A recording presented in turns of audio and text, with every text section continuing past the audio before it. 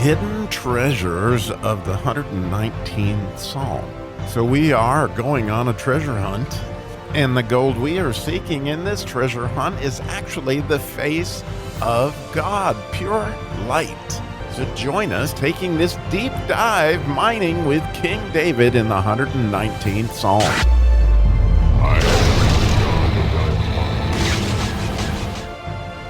Oh, the fourth verse in this Gimel section is another way that you can see that King David is going to level up on us again in this journey that we're taking through the 119th Psalm. And so the Gimel being the foot, this verse kind of came out of left field for me, and it took me a while to really process it. But as it turns out, it's really one of my favorites thus far. So it starts off in the King James Version, my soul breaketh, or is crushed, might be a better way to say it. My soul is crushed for the longing that it hath unto thy judgments at all times. So, man, he went from, deal bountifully with me and show me wondrous things, and all of a sudden, man, he is crushed here. And he's talking about his soul being crushed in this journey, and I think it's very much linked to that 19th verse, that he's this stranger and now he's crushed because he's trying to find his way in a very difficult place.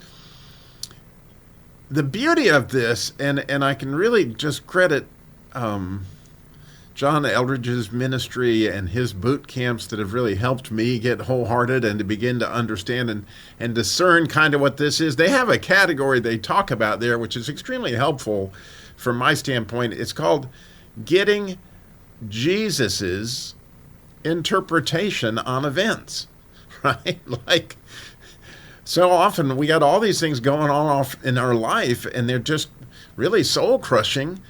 But how does Jesus interpret that? Well, when you look inside that word judgments again, and we did this when we did the whole 10 words PDF, which is always there, by the way, in the show notes. But this misput, again, is this sense of, obviously the mem in misput would be this Messiah, it's Jesus. And then you've got his presence.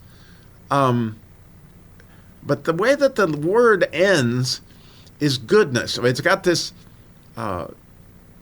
letter tet at the very end, which is the beginning of the word tov. And so it's certainly this sense of goodness. Actually, it's a pregnant letter. It's the letter that ends, the number of the letter is 9, because goodness is hidden in there.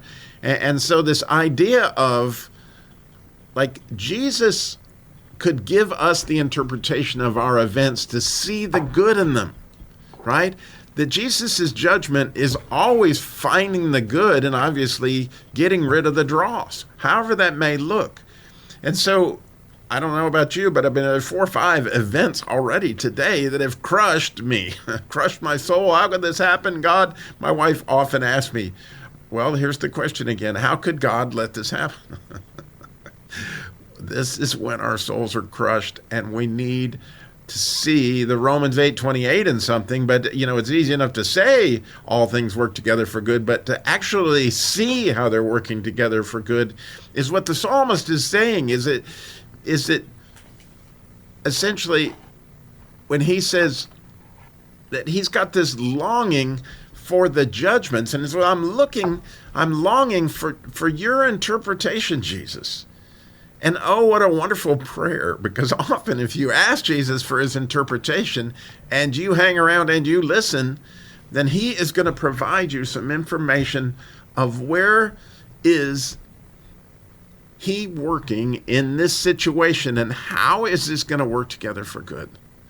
And so the other beautiful thing that's actually in this verse that to me is just worth the price of admission to the whole psalm. Just this one understanding, oh my goodness, is the word time at the end. And I never had seen this until I was looking at it actually this morning.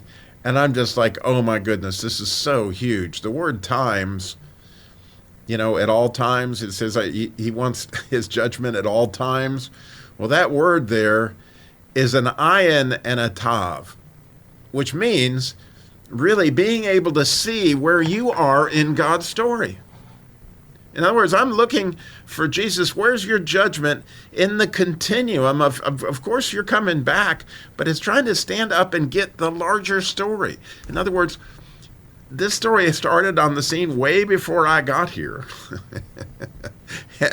And there's a whole lot that's going to happen clearly, before Jesus comes back. And so where are we in the continuum? And so it's interesting that King David says, I'm looking for a sighting of where I am in the story, right?